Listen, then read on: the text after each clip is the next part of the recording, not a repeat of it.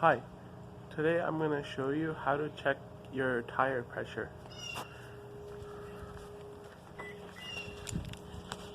So you just open the door of your car. Then if you see there's like a sticker here and it shows the PSI that the tire has to be, the tire pressure. So it's a front and rear, both are 32 PSI. So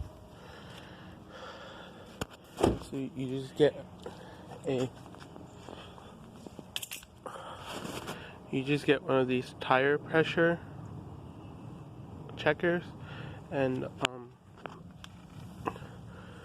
you unscrew the hubcap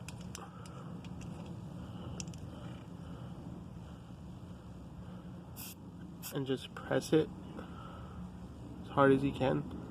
Then you look where it says PSI. Then my tire is 31, so it should be good. So if it's low, like if yours is low, then you can